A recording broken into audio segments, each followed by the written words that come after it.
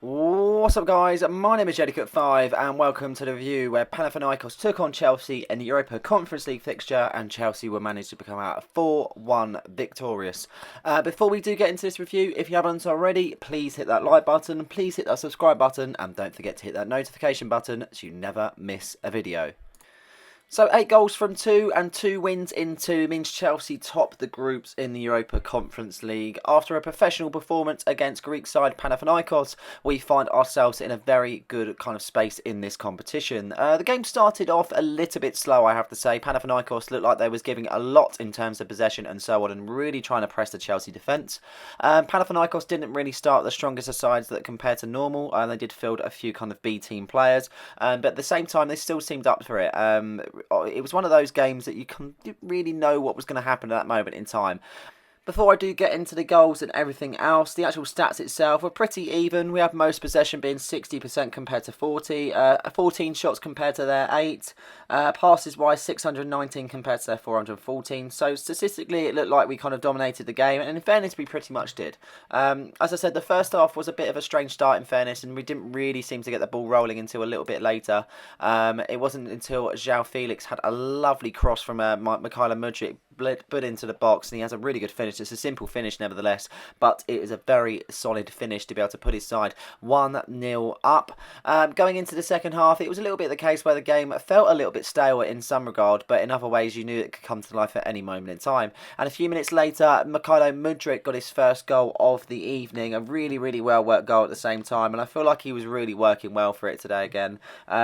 You can see he's trying, and there is progress in his game, and the stats don't lie, and if anyone says otherwise, then you really don't know football, because this man is improving, and he's really trying hard to do it at the same time, and if we can get behind him, then yes, he will be in a better stead. It's hard, obviously, with the performances that he has done in a Chelsea shirt over time, but he really is trying to progress as a player and so on. So 1 assist and 1 goal for Mikhailo Mudryk at this point in the game, and it wasn't until a further bit later where Mikhailo Mudryk got another assist for João Felix in the 55th minute after a deflected effort seemed to go the wrong side of the keeper, but it still counts as João Felix's goal. And then going further on, literally 4 minutes later, Christopher Nkunku had a penalty after a ball was whipped into the area, and funny enough, that was a handball. Unfortunately for them, it was a penalty, and Christopher Nkunku was able to convert. Overall, we played a really good game. Obviously, the assist for Pedro Neto, may I mention as well, for Mikhailo Mudryk was absolutely phenomenal. His crossing is so precise, it's unbelievable. Really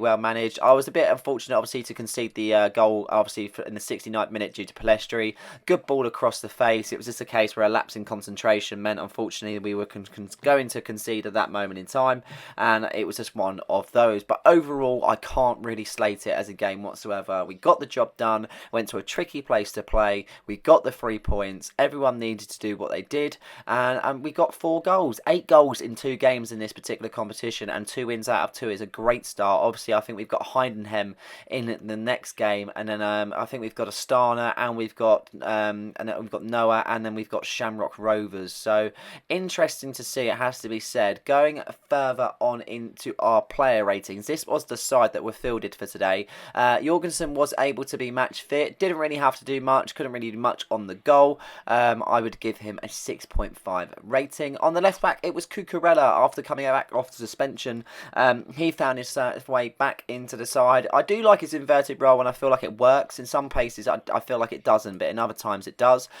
Showed attacking possess, was pretty much solid defensively, so I have to give a 7.0 for Cucurella. Switching over to the other wing back, Renato Vega had a pretty solid game, apart from that one mishap where he nearly scored no goal. Overall, he was pretty solid in fairness, did what he needed to do in that sort of position, felt quite comfortable in that sort of role, and a 6.5 rating for Renato Vega. Disasi and Badiashile were a good partnership today. Obviously, they've partnered in previous times, and it's been one of those where they seem to have a good relationship on the playing field. Both, I'd say, a 6.9 rating. Disasi had a really close chance. I'm actually kind of impressed in some regard to how Badiashile is actually kind of trying to step up the mark. He had an okay performance against Liverpool. I wouldn't say it's anything special, but right by his regard, it was probably a bigger improvement. And today, he looked pretty solid, to be honest. He didn't really seem to panic on the ball whatsoever. Passed it back when it was needed to. Seemed to offer a load of decent kind of passing going forward. And defensively, he looked pretty sound in terms of interceptions and so on.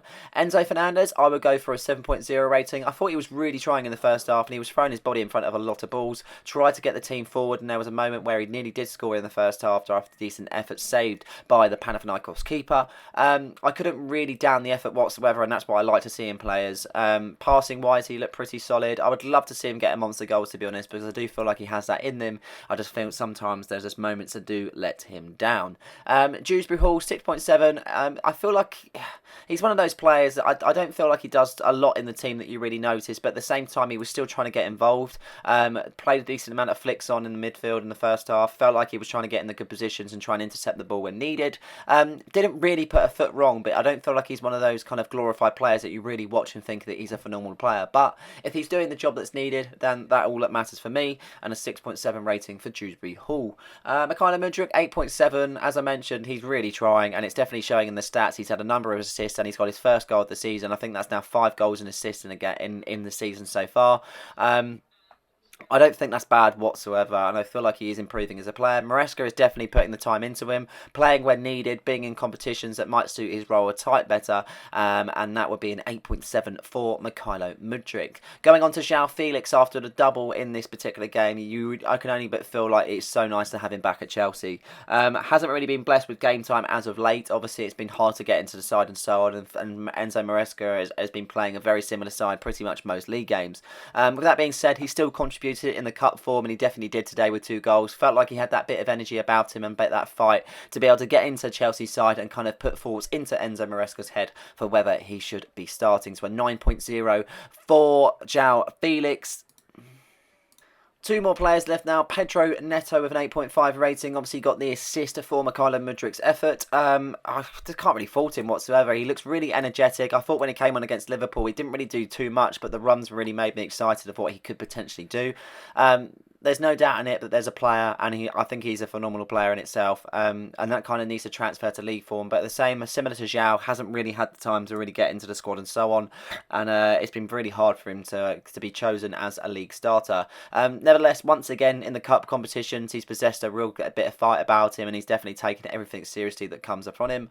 And again, a really good amount of decent crosses in the box, loads of attacking runs, and I felt like he was really comfortable in that moment in time. So an 8.5 rating for Pedro Neto. Going on further to the last player, Christopher Nkunku, a 7.0 rating. Yes, he scored the penalty. I didn't really feel like he did much else. I feel like he kind of got singled out in terms of marking and so on.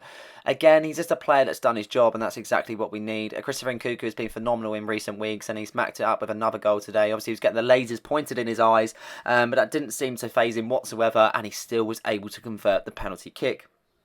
7.0 for Christopher Nkunku, did what was needed to do, got the goal, and it definitely kind of played a part in this particular victory. But yeah, a decent victory away from home. Obviously, something that I wasn't too sure of at the start, but looking back on it, we did a really good professional performance against a good Greek side at the end of the day. So, positive to take. We've got a big game against Newcastle next in the Premier League on Sunday. There'll be a preview for that coming about probably tomorrow or Saturday, but stay tuned for that one.